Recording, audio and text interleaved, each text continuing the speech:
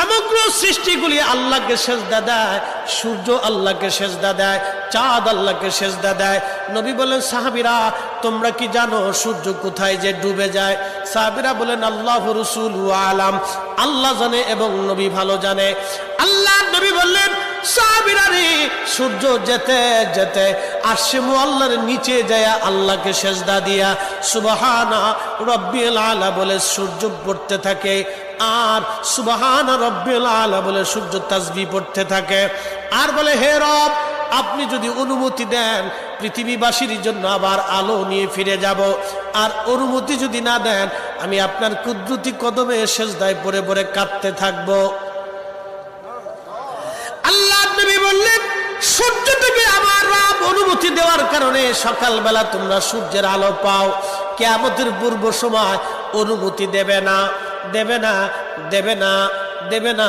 6 মাস পার হয়ে যাবে, পৃথিবী অন্ধকারে নিমজ্জিত হয়ে যাবে, কান্নার রোল পড়ে যাবে, অন্ধকারে ছেয়ে যাবে সারা দুনিয়া।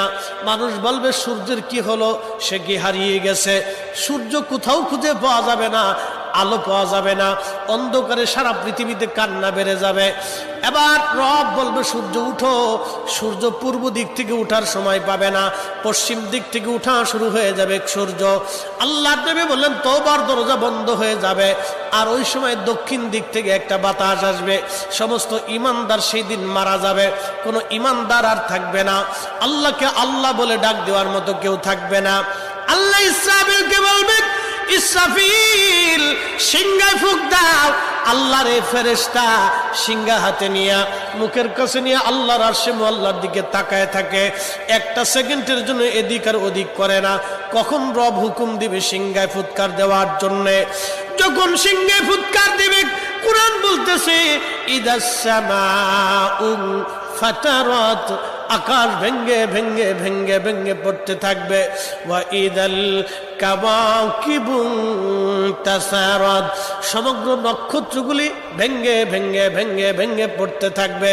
ওয়া ইদাল বিহারু ফুজ্জিরাত, সমুদ্রের তলদেশ উদ্দোলিত হয়ে যাবে, সমগ্র পানিগুলি পৃথিবীর উপরে আছাড় মারবে, আর ধুয়ে পারলে সব পৃথিবীবাসীকে নিয়ে যাওয়া হবে। ওয়া ইদাল কুবুরু বুসিরাত, কবরের ভিতরে যাহা আছে সব আমার মালিক আমার রব বের করে দিবে। কবর থেকে মানুষ বের হইয়া সেই দিন হাসরের ময়দানের দিকে দৌড়াইতে থাকবে, সবাই উলঙ্গ থাকবে, কিন্তু আমার নবীকে আল্লাহ 70,000 ফেরেশতা বেষ্টন করাইয়া জান্নাতের পোশাক